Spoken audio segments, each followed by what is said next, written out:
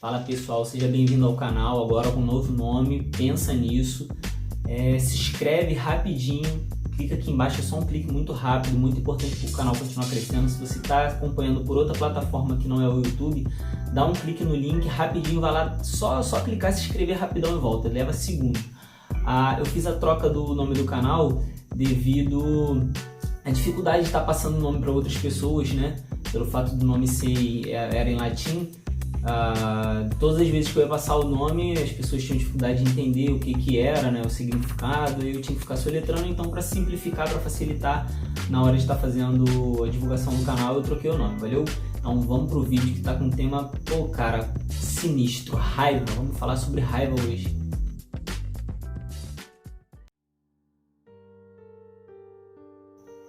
Bom, raiva significa uma emoção básica que pode ser entendida em termos gerais como intenção de causar dano ou hostilizar alguém. E alguns dos sinônimos da raiva é ódio, fúria. E a pergunta é, quem nunca sentiu raiva de alguém ou de alguma coisa? Bom, essa raiva que nós sentimos por outras pessoas ou por outras coisas, elas acontecem quando alguém interrompe ou contrapõe aquilo que nós amamos ou objetivamos. Sejam crenças, sejam projetos. Se imagina de repente você sentado no sofá da sua casa, mexendo no celular, e de repente alguém te pede para fazer alguma coisa, você fica com raiva. Fala, poxa, não queria. Pensa num projeto que você tinha muito grande, a médio e longo prazo, e de repente alguém impede que esse projeto vá para frente. Você fica com muita raiva, você fica muito irritado, não é verdade? A gente passa por isso o tempo todo. Esse é um tipo de raiva, mas não é o único que existe. Existe um outro tipo de raiva também que nós projetamos em nós mesmos. Quando alguém fere os nossos projetos, quando alguém interrompe nossos projetos, nossos planos, nós aprendemos o que é a raiva. Nós aprendemos o que é o ódio, porque ele nasce a partir disso dentro de nós. Porém, quando nós interrompemos os projetos de outras pessoas, somos nós que somos odiados. As pessoas passam a sentir raiva de nós quando nós machucamos alguém, quando nós ferimos, muitas das vezes, o sentimento de alguém.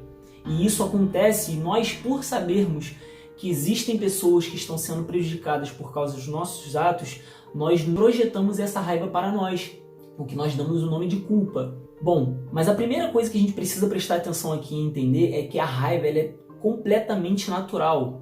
Moisés, no livro de Êxodo, capítulo 32, do versículo 19 ao 24, o texto fala que Moisés sentiu muita raiva, ele ficou muito irritado. Quando ele volta do monte com as tábuas da lei e encontra o povo em idolatria, ele fica enfurecido ao ponto de quebrar as tábuas da lei e sentenciar os idólatras a pagarem o preço por aquela idolatria que eles estavam cometendo. No livro de João, capítulo 2, do versículo 13 ao versículo 16, o texto fala que Jesus se irritou muito, sentiu muita raiva quando ele chega na porta do templo e ele vê que existem muitos comerciantes que estão vendendo coisas dentro do templo para enriquecimento próprio. Eu não vou aqui dizer que Jesus agrediu ninguém, porque a Bíblia não diz isso, mas o texto em João é muito claro quando diz que Jesus se armou para ameaçar aqueles homens que estavam lá dentro, de tanta raiva que ele estava. O texto diz que ele pegou um azorrague de cordéis. Sabe o que é isso? Pesquisa no Google o que é um azorrague de cordéis. É um pedaço de madeira que era posto com fios de couro na ponta e era muito utilizado nos reinos antigos para açoite, para punir pessoas que tinham cometido crimes. E Jesus ele se arma e vai em direção desses comerciantes.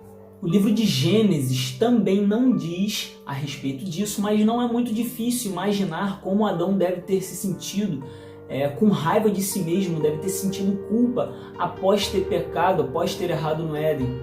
Ou seja, vemos aqui que a raiva é um sentimento muito natural. O problema é quando essa raiva fica dentro de nós e domina a nossa mente. Em Efésios capítulo 4, versículo 26, o apóstolo Paulo fala que não se ponha o sol sobre a nossa ira. Isso está dizendo que nós não podemos guardar para depois a nossa raiva. As nossas irritações, nós temos que resolvê-las da maneira mais correta. Porque a raiva acumulada, ela gera coisas muito maiores, como mágoa, como rancor, amarguras. Olha, pensa nesse sentimento da raiva como um aeroporto congestionado.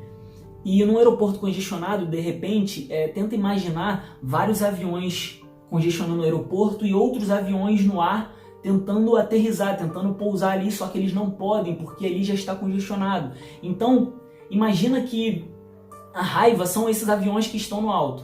Eles têm que fazer o quê? Eles precisam ficar rodando em círculo e tentando ganhar tempo até que aquele aeroporto seja descongestionado para que eles possam pousar. Só que o avião, que aqui nesse caso está representando a raiva, esse avião que fica rodando em círculos, ele consome combustível, ele consome energia, e é isso que a raiva faz dentro de nós quando ela é guardada, quando ela é acumulada. Ela consome nossa energia, ela consome o nosso combustível, e o que pode causar problemas ainda maiores, não só psicopatologias, mas problemas como doenças cardiovasculares, doenças gastrointestinais, problemas respiratórios, até mesmo influenciar a nossa tomada de decisão. Não se esqueça que em Gênesis capítulo 4, Caim mata o seu irmão Abel porque ele estava tomado de raiva. Tá bom, mas como tratar a raiva? O livro de Colossenses capítulo 3, versículo 8 fala que nós devemos nos libertar de todas essas coisas. A raiva, a ira, a maldade, tudo isso que nos consome. No versículo 13 também fala que nós devemos perdoar.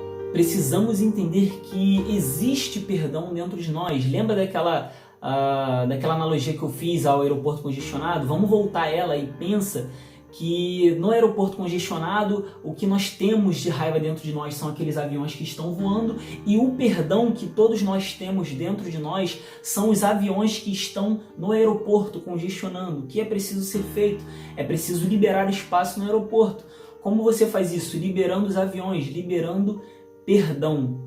Eu sei que você já deve ter ouvido muito isso por aí a respeito de liberar perdão, talvez em conversa com amigos, em palestras, em cultos na igreja, mas, cara, é o método, é o jeito de você se livrar disso, e não só liberar perdão para outras pessoas, como liberar perdão para si mesmo. Isso é muito importante. Entender a dor e a raiva dos outros é o que te faz ser gentil com outras pessoas e consigo mesmo.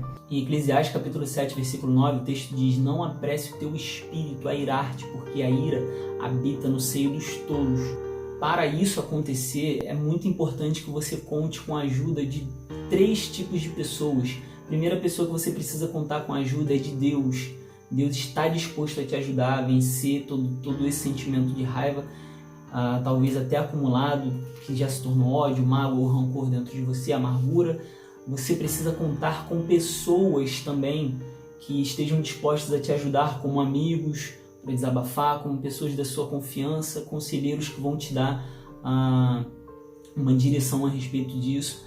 E não menos importante, você também precisa aprender a contar com a ajuda de profissionais da área de psicologia. Nós precisamos entender que Deus pode curar nosso espírito, mas precisamos saber também que aos homens foi dado o dom de cuidar do emocional, da mente, então não podemos negligenciar isso, não podemos deixar isso de lado. Tiago capítulo 1, versículo 19 e 20, todo homem esteja pronto para ouvir, seja tardio para falar e seja tardio para irar, porque a ira do homem não move a justiça, a mão de Deus.